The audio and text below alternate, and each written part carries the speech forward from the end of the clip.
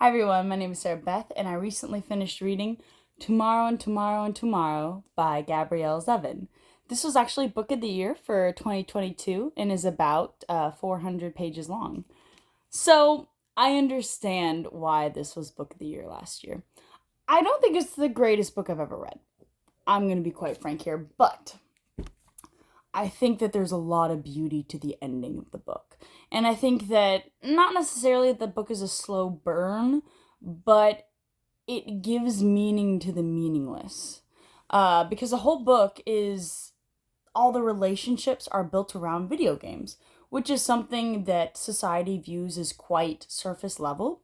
You have the main characters, Sam and Sadie, and they met at a hospital when Sam was getting surgery on his foot because he was in a terrible car accident, and so they had to keep giving him surgeries to rebuild the foot.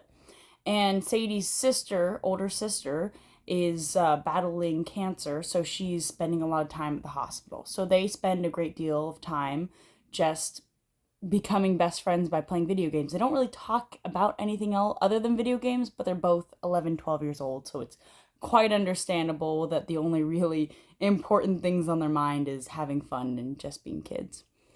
I do think that the beginning of the novel, the writing style actually starts out rather strong.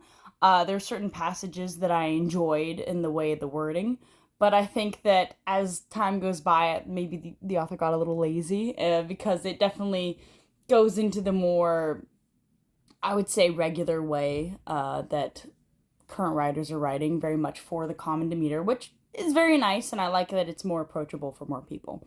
But I think it's important that the author did switch to that style because, like I said, this book is about video games and the making of video games. It could have stayed on, a higher artistic plane because there is that argument that goes on in the book because the character Sadie, not spoiler alert, but Sadie and Sam make video games, and that's how they kind of move forward their friendship into adulthood, is to become co-workers and start a gaming company. And Sadie is very much, she went to school for coding and making video games, so she definitely wants it to be seen as art as opposed to something commercial, and Sam is obviously more on the commercial end because, he actually has had to live with huge bills because he's more in, not poverty, but lower middle class, and Sadie's obviously never had to worry about money in her life because her parents had plenty of it, and she grew up in the flats. I guess that's near Beverly Hills, and that's in Los Angeles.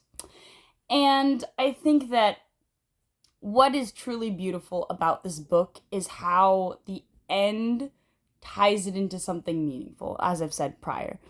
Because most of the book, I don't think is that meaningful. I think that it's very much just about people making games and playing games. And that is a large part of people's lives, but it doesn't feel like it's actively changing the main characters. Yes, it's their job, and they have relationships and lives outside of the games.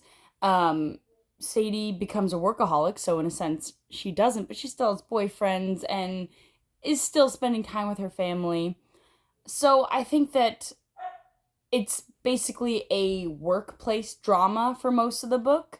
And I don't even see why it's so dramatic at times. There is a falling out between Sadie and Sam, and I don't think it's that warranted. I mean, maybe truly some people do hold grudges to this degree that I'm obviously not going to spoil it, but I don't think that it's warranted considering Sadie and Sam's relationship and how pure it is at most of the time. There really is no sex involved in the relationship. It is very much platonic story between two people that genuinely enjoy each other's companies. And I think there's a lot of beauty to that. It's very much, if you've ever seen the show Parks and Recreation, Leslie Knope and Ron. So you see that people can be these close coworkers and make these meaningful connections, but it doesn't have to be romantic. And there's a lot of beauty to love that isn't romantic. And I think that this book definitely explores that because all the romantic relationships are honestly tossed aside. It's not viewed as important, and it's shown that Sam he is actually very much an asexual male. He doesn't enjoy sex, he doesn't enjoy that form of intimacy because he believes that playing video games with someone is true intimacy. And I think that might actually attract a large portion of our current population, because a lot of people they live their lives playing video games, and some of their best friends are people that they game online and talk to every single day, spending hours playing these games, moving forward, solving problems. Maybe not sharing their lives, because that really didn't happen too much in this novel, but perhaps just that kind of intimacy of the act of play. When you grow up, you're basically told that you must put your childish things aside and become an adult. And I think, especially during this generation, adulting, and even, I believe, so Generation Z, millennials, it's kind of pressed upon that adulting isn't fun. And nobody really wants to do it. So how do you keep that childlike glee in your life as you age? And I think video games is a huge part of that. So I will say, I think it's a recommendation just for the ending. It's more of, if you really dislike it in the middle, if you've gotten to that point of the book already, just finish it out because you'll be rewarded. But if you don't even like the beginning, maybe just stop. My personal opinion. But if you get far enough, read the end, because it really is quite rewarding for the reader, I'd find. That's my review on this book, and I hope you have a good one.